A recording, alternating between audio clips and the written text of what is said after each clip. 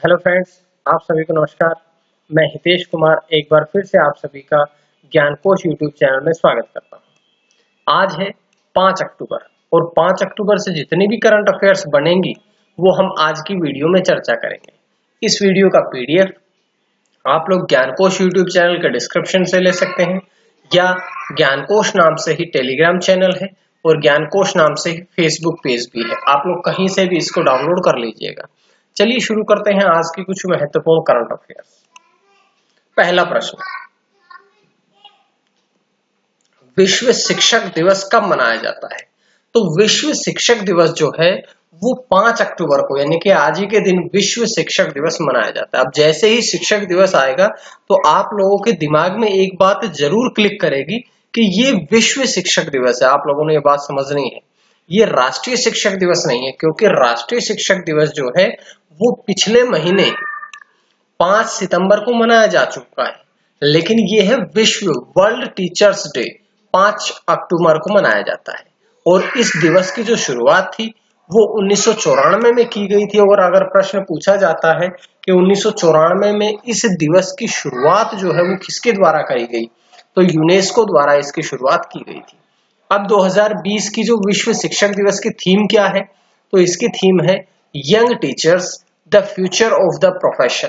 ये इस शिक्षक दिवस विश्व शिक्षक दिवस की थीम है, तो ये बात आप लोगों ने ध्यान रखनी है। लेकिन एक प्रश्न में आपने बिल्कुल अच्छी तरह से याद रखना है कि राष्ट्रीय शिक्षक दिवस 5 सितंबर को मनाया जाता है, विश्व शिक्षक दिवस 5 अक्टूबर को मनाया जाता है। तो ये बहुत महत्वपूर्ण है, इसलिए मैंने आप सभी को बार बार ये बात रिवाइज कराई है।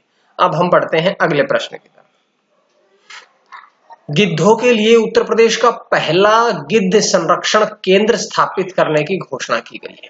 तो ये जो उत्तर प्रदेश का पहला गिद्ध संरक्षण केंद्र है, ये पहली बात तो कहां पे इसकी स्थापना की गई है, तो इसकी स्थापना की गई है गोरखपुर वन प्रभार के फरेंदा रेंज के भर्री बस्सी गांव में। भर्री बस्सी गांव जो है वो फरेंदा रेंज के अंतर्गत आता है और फरेंदा रेंज जो है वो गोरखपुर वन प्रभाग के अंतर्गत आती है। तो ये पहला उत्तर प्रदेश का पहला गिद्ध संरक्षण केंद्र है। गिद्ध संरक्षण केंद्र के साथ साथ में ये भारत का पहला गिद्ध प्रजनन और संरक्षण केंद्र है जो कि राजा गिद्ध को समर्पित है।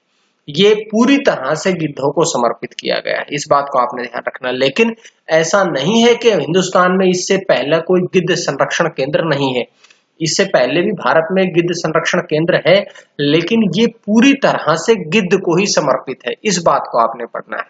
और ये जो उत्तर प्रदेश में पहला गिद्ध संरक्षण केंद्र स्थापित किया जाएगा, ये इससे पहले एक हरियाणा में पिंजौर गिद्ध संरक्षण केंद्र है, उस हरियाणा के पिंजौर गिद्ध संरक्षण केंद्र की तर्ज पर ही ये उत्तर प्रदेश में भी गिद्ध संरक्षण केंद्र स्थापित किया जा रहा है।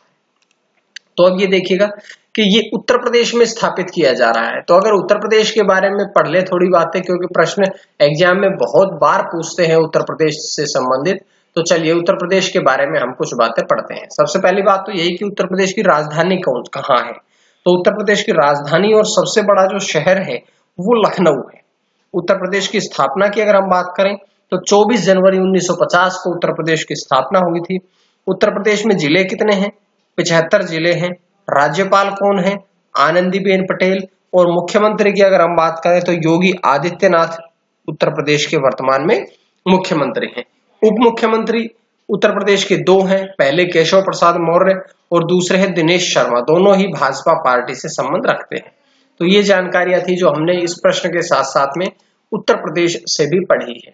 उसके बाद है अगला प्रश्न, नेशनल स्टॉक एक्सचेंज एनएसई पर 6 करोड़ रुपए का जुर्माना लगाया गया है।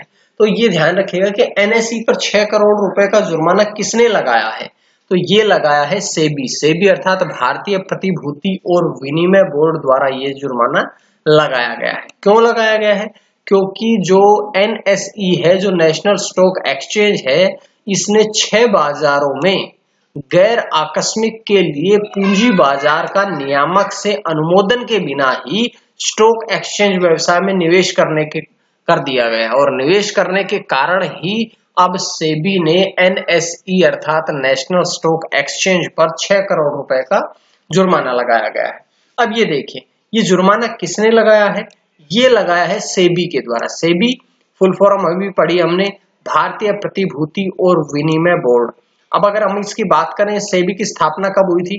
तो सेबी की स्थापना हुई थी 12 अप्रैल 1988 को।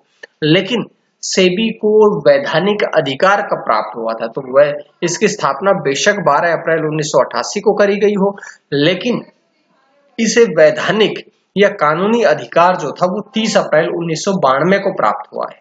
अब अगर हम बात करें सेबी के मुख्यालय की, तो इसका मुख्यालय है मुंबई में और इसके अध्यक्ष है अजय त्यागी।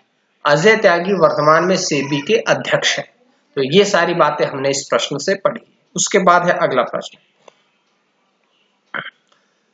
शौर्य नामक परमाणु सक्षम प्रक्षेपित मिसाइल का सफल परीक्षण किया गया है। अब देखिए, शौर्य नामक जो परमाणु मिसाइल है, इसके सफल परीक्षण कहां से किया गया है? तो सबसे पहले बात करें, हमारे देश ने इसका परीक्षण किया है, क्योंकि नाम से पता होता है शौर्य। और कहां से किया है? तो ये किया है ओडिशा में ही। ओडिशा में ही तट से इसका सफल परीक्षण कर लिया गया है। अगर हम बात करें शौर्य मिसाइल की, तो ये शौर्य जो मिसाइल है, ये सतह से सतह पर मार करती है और लगभग 800 किलोमीटर की दूरी तक ये अपने लक्ष्य को भेद सकती है, लक्ष्य पर प्रहार कर सकती है। अब इस मिसाइल की खास बात है कि ये चलाने में हल्की है, दूसरी संचालित करने में ये आसान है। तो हल्की और संचालित करने में आसान मिसाइल है, इसलिए इसका अब 800 किलोमीटर दूरी तक का प्रहार करने की क्षमता रखती है। इसका सफल परीक्षण ओडिशा के तट से किया गया है। अब ओडिशा के तट से इसका सफल परीक्षण किया गया है, तो ओडिशा के बारे में कुछ बातें पढ़ते हैं। बात करें इसकी राजधानी की, तो ओडिशा की राजधानी भुवनेश्वर। जिले कितने हैं? 30। ओडिशा की राजभाषा कौन सी है? ओडिया। ओडिशा का गठन कब हुआ था?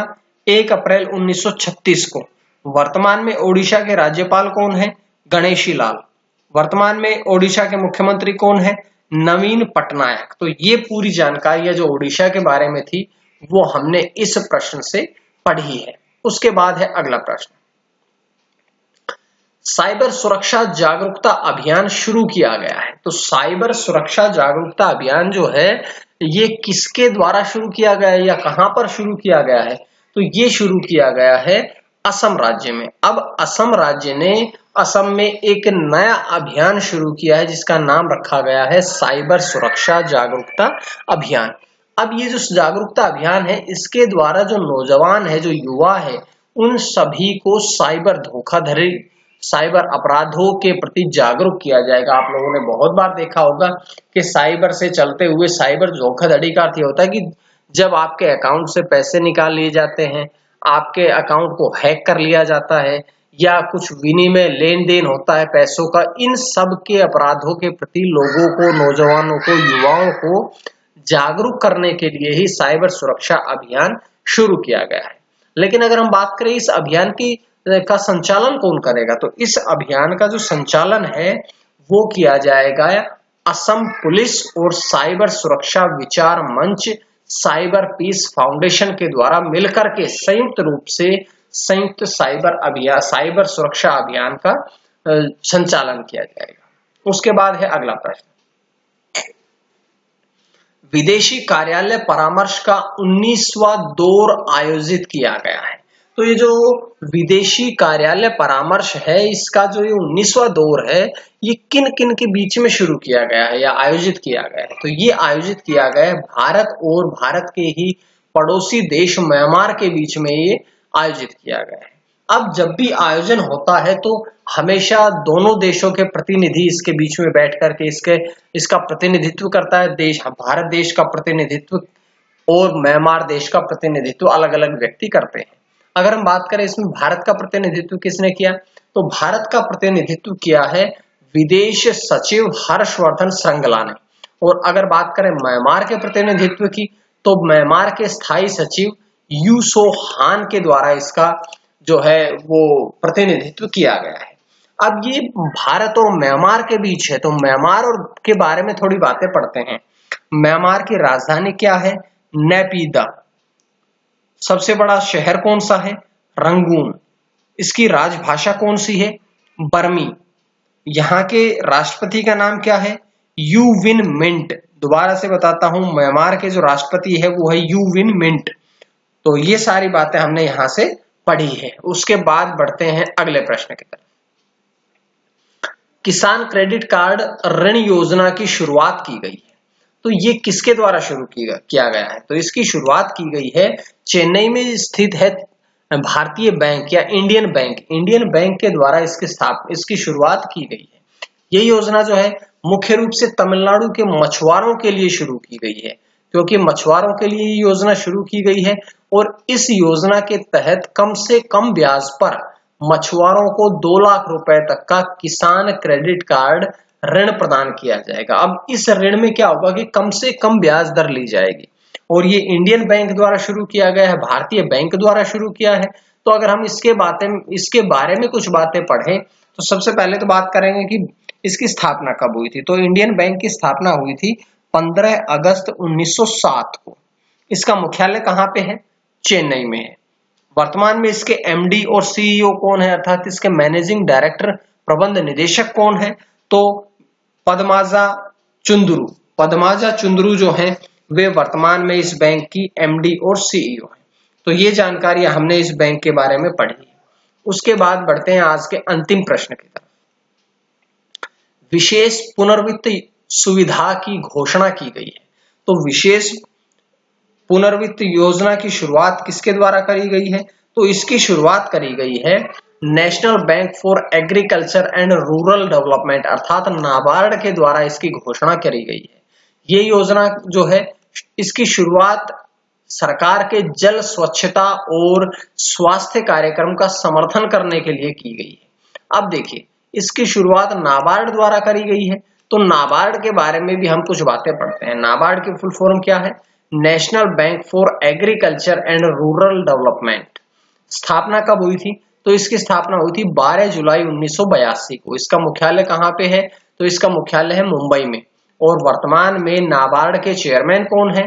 गोविंदा राजुलू चिंटाला जो है वे वर्तमान में नाबार्ड अर्थात national bank for agriculture and rural development के चेयरमैन है। तो ये सारी बातें हमने आज की वीडियो में पढ़ी है। उम्मीद है आप सभी को वीडियो पसंद आई होगी, और अगर वीडियो पसंद आई तो आप लोग ज्ञानकोश यूट्यूब चैनल को सब्सक्राइब कर लीजिएगा, ताकि आपको इसी प्रकार से डेली करंट अफेयर मिलती रहे। और करंट अफेयर के साथ साथ में और भी नोट्स शेयर करता हूं, तो आप लोग वो भी डाउनलोड कर सकें। आज के लिए इतना ही। मां सरस्वती की कृपा आप सभी पर बनी रहे। आप सभी का बहुत बहुत धन्यवाद।